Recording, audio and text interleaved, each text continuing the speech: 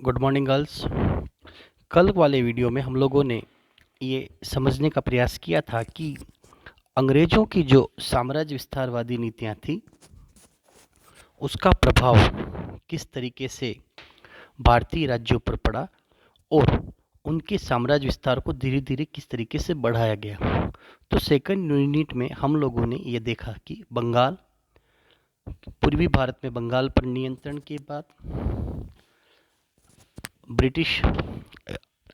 अधीन east India company ने मराठों का पतन किया। मराठों के पतन के बाद क्षेत्रीय शक्तियों के रूप में अगर हम बात करें तो यहाँ क्षेत्रीय शक्तियों का तात्पर्य होता है मैसूर, पंजाब, अवध और मध्य भारत। अब अगर मैसूर की जो स्थितियाँ थी ये वे क्षेत्रीय शक्तियाँ थी जो मुख्य रूप से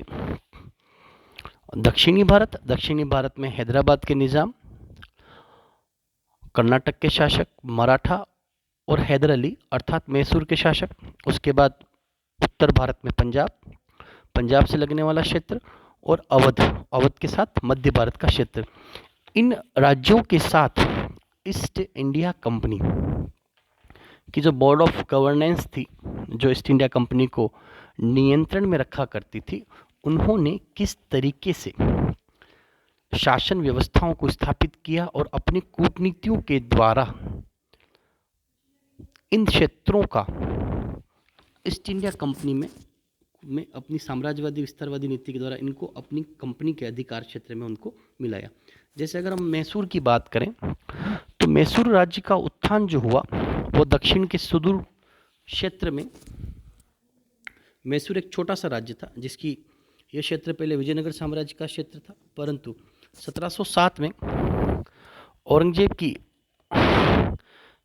के पतन के बाद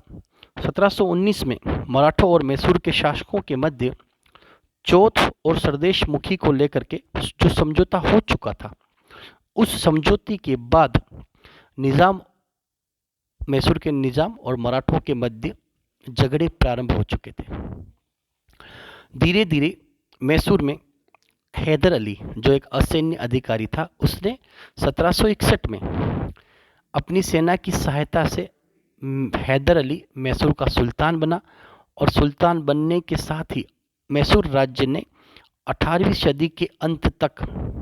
अर्थात 1700 से 1800 के मध्य अंत तक भारत के इतिहास में महत्वपूर्ण भूमिका निभाई और अंग्रेजों से लोहा लेने के कारण मैसूर का सम्मान दक्षिणी क्षेत्रों में बढ़ा और मैसूर के दो शासक अलग अलग समय में, पहले हैदर अली और उसके बाद उनका पुत्र टीपू सुल्तान ने प्रथम आंग्ल मैसूर युद्ध, द्वितीय आंग्ल मैसूर युद्ध, तृतीय आंग्ल मैसूर युद्ध और मैसूर का पतन अर्थात टीपू सुल्तान की पराजय के साथ मैसूर राज्य पर अंग्रेजों का नियंत्रण स्थापित हुआ। हैदर अली राजवंशी परिवार से नहीं था, वो एक सैनिक अधिकारी था और दक्षिण में हैदर अली की जो परिस्थितियां थी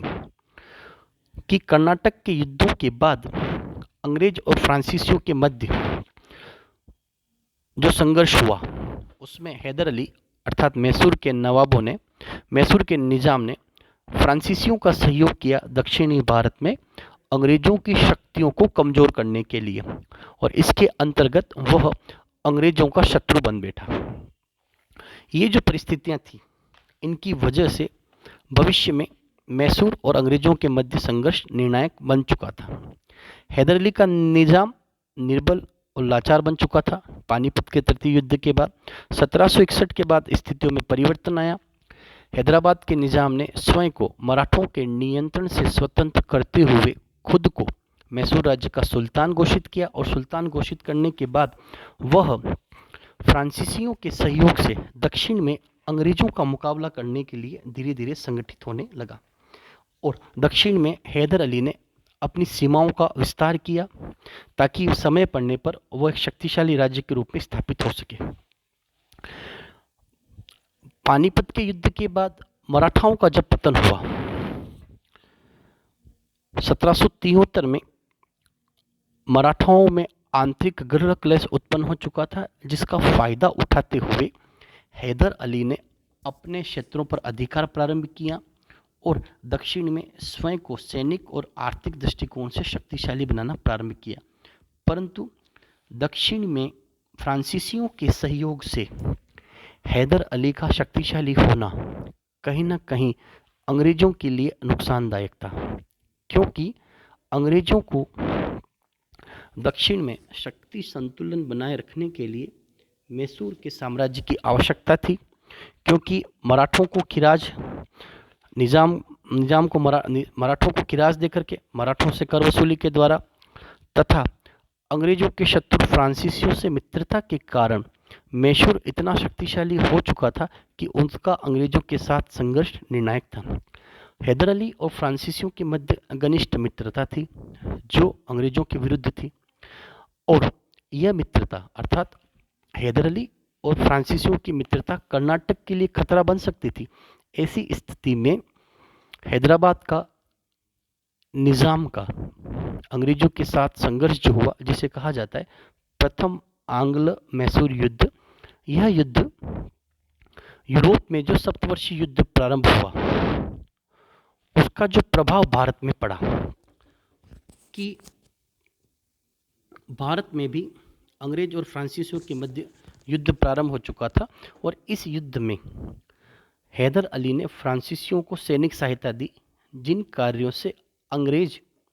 हैदर अली के निजाम को अपना शत्रु मान बैठे थे। दूसरा जो कारण था वो ये था कि कर्नाटक का जो नवाब था मोहम्मद अली, वो अंग्रेजों का मित्र था, परंतु उसका जो भाई, उनके जो पारिवारिक सदस्य थे वे अंग्रेजों के समर्थक थे, फ्रांसीसियों के समर्थक थे, और मैसूर और कर्नाटक के बीच जो सीमा विवाद चल रहा था सीमा रेखाओं को लेकर के, उसमें अंग्रेजों ने अपना हित साधा और अपने आप को शक्तिशाली बनाने के लिए उन्होंने दक्षिण में मैसूर साम्राज्य को पराजित करना प्रारंभ किया। हैदर अली शक्ति के मुकाबले या सैनिक शक्ति के द्वारा के मामले में अंग्रेजों से कमज़ोर था, परंतु उसको जो सहयोग मिला दक्षिण में फ्रांसीसियों का, जिसकी वजह से वो धीरे धीरे शक्तिशाली होता जा रहा था। प्रथम आंग्ल मैसूर युद्ध जो हुआ, इसके बाद 4 अप्रैल 1769 में जो पहली हैदराबाद के निज़ाम और अंग्रेजों के मध्य जो संधि हुई, जिसे मद्रास की संधि कहा जाता है, इस संधि के द्वारा ये समझौता किया गया, शांति समझौता किया गया कि अंग्रेज और नवाब जो हैं वे परस्पर एक दूसरे को दिए गए अपने क्षेत्र लौटा देंगे तथा हैदर अली को स्वतंत्र रूप से शासक मान लिया जाएगा, और अंग्रेज भी उनके क्षेत्रों में व्यापार कर सकते हैं, और दोनों ही पक्ष एक दूसरे को सहायता देने का वचन कर चुके थे। परंतु मद्रास की जो संधि थी वो ज़्यादा लंबे समय तक नहीं रह सकी, क्योंकि अंग्रेजों की जो महत्वाकांक्षा थी वे मैसूर क्षेत्र को ज़्यादा से ज़्यादा और जल्दी तरीके से प्राप्त करना चाहते थे। इसके लिए आवश्यक था कि सैनिक शक्ति के द्वारा किसी भी तरीके से निजाम को पराजित किया जाए और अंग्रेज अपनी शक्ति को दर्शाते हुए हैदराबाद को अपने नियंत्रण में ले। इसी क्रम में मद्रास की संधि के बाद 1780 में पुनः द्वितीय आंग्ल मैसूर युद्ध हुआ, जिसमें हैदर अली ने अंग्रेजों की सेनाओं का मुकाबला किया, परंतु अंत में अंग्रेज हर मोर्चे पर शक्तिशाली दिखाई देने लगे। ऐसे समय में हैदराबाद के निज़ाम हैदर अली और वॉरेन हेस्टिंग्स ने 26 मई 1780 को श्रीरंगपट्टम के बाहर एक जो संधि हुई, जिसे सालाबाई की संधि कहा जाता है, 17 मई 1782 को, और इस संधि के बाद जो मराठों निज़ाम और अंग्रेजों के मध्य हुई, इसके बाद दोनों ही पक्षों के मध्य मैसूर राज्य को लेकर मार्च 1784 में हैदर अली और अंग्रेजों के मध्य जो मंगलोर की जो संधि हुई, उसके बाद दोनों के मध्य कुछ समय के लिए शांति स्थापित हुई, परंतु ये लंबे समय तक की शांति नहीं थी, क्योंकि अंग्रेजों ने मैसूर में व्यापारिक एकाधिकार को प्राप्त करने के लिए, शांति स्थापित करने के लिए लंबे समय तक कार्य किया। परंतु अगर हम बात करते हैं दक्षिण में शक्ति संतुलन को बनाए रखने के लिए मैसूर की आवश्यकता, हैदर अली का पतन और अंग्रेजों का शक्तिशाली होना, ये जो व्यवस्था थी, इसके अंतर्गत 18वीं शताब्दी के अंत तक अंग्रेजों के मुकाबले दक्षिण में नवाब शक्तिशाली थे, निज़ाम शक्तिशाली थे, परंतु वे सैनिक शक्ति के मुकाबले अंग्रेजों से कमज़ोर थे। तो प्रथम और द्वितीय आंग्ल मैसूर युद्ध जो हुआ, उसके बाद हैदर अली की मृत्यु के बाद उसके पुत्र टीपू सुल्तान का हैदराबाद का निज़ाम बनना, और उसी के समय में तृतीय आंग्ल मैसूर युद्ध जो 1786 में हुआ। उसके बाद चतुर्थ आंग्ल मैसूर युद्ध जो श्रीरंगपट्टम की संधि की समाप्ति के बाद हुआ। चतुर्थ आंग्ल मैसूर युद्ध के बाद हैदर अली की मृत्यु, और उसी के साथ अंग्रेजों का मैसूर राज्य पर अपना नियंत्रण। अगर हम बात करते हैं कि अंग्रेजों की मैसूर के प्रति जो नीति थी वो किस दृष्टिकोण से थी। अंग्रेजों की मैसूर के प्रति जो नीति थी वो आलोचनात्मक नीति थी। टीपू सुल्तान की बढ़ती हुई शक्ति को कुचलने के लिए कॉर्नवालिस ने ट्रावनकोर पर टीपू के आक्रमण का बहाना ढूंढा और टीपू सुल्तान पर आक्रमण किया, परंतु श्रीरंगपट्टम की संधि के बाद भी ट्रावनकोर जो था वह अंग्रेजों के नियंत्रण में था। भारत में अंग्रेजों की जो मानसिकता थी वो ये थी कि फ्रांसीसियों के भय को बरकरार रखा जाए और किसी भारतीय राज्य के सहयोग से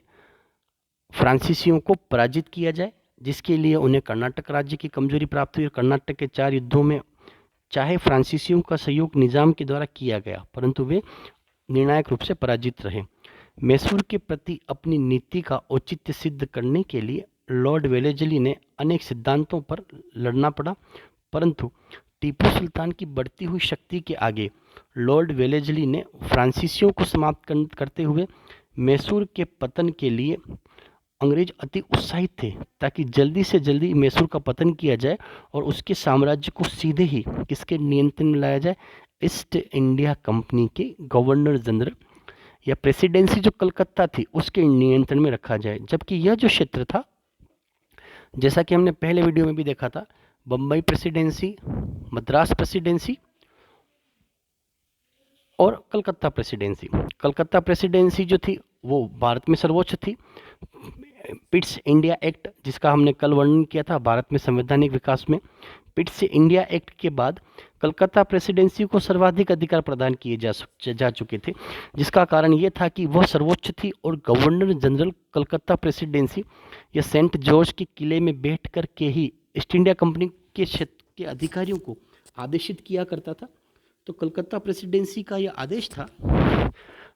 गवर्नर जनरल लॉर्ड वेलेस्ली कि ज़्यादा से ज़्यादा और कम समय में मैसूर को समाप्त किया जाए और उस पर अपना नियंत्रण स्थापित किया जाए। इस उद्देश्य से अंग्रेजों ने अपने साम्राज्य विस्तारवादी कार्यों को महत्व दिया और ज़्यादा से ज़्यादा दृष्टिकोण से अपने आप को शक्तिशाली बनाया। अब अगर हम बात करते हैं कि इसी क्रम में पंजाब में उत्थान और पतन और विलय, ये हम लोगों ने हमारे लास्ट वीडियो में देखा था कि रणजीत सिंह जो थे उन्होंने 1780 से लेकर 1835 तक पंजाब का नेतृत्व किया और उसके समय में सिंधु और सतलज नदी के विवाद को लेकर के अंग्रेजों और सिखों के मध्य जो संघर्ष चलते रहे, जिनका हमने पहले भी वर्णन किया जा चुका है, उनके बाद भी अंग्रेज और सिखों के मध्य कोई निर्णायक युद्ध रणजीत सिंह के रहते हुए नहीं लड़ा गया। परंतु रणजीत सिंह की मृत्यु के बाद 2 प्रमुख युद्ध, प्रथम आंग्ल सिख युद्ध, द्वितीय आंग्ल सिख युद्ध, इसके बाद रणजीत सिंह के नेतृत्व के साथ ही सिख असफल हुए।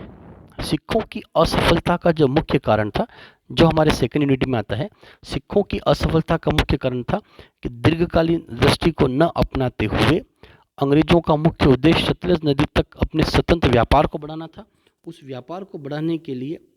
उन क्षेत्रों पर नियंत्रण स्थापित किया जाए जिसके लिए सिखों का पतन, सिख साम्राज्य का पतन। इससे पहले अगर हम बात करते हैं, बंगाल का पतन हुआ, मराठे समाप्त हुए, मैसूर के क्षेत्रों पर अंग्रेजों का नियंत्रण स्थापित हुआ, कर्नाटक के क्षेत्रों पर अंग्रेजों का नियंत्रण स्थापित हुआ। तो जब तक सिख अंग्रेज जो थे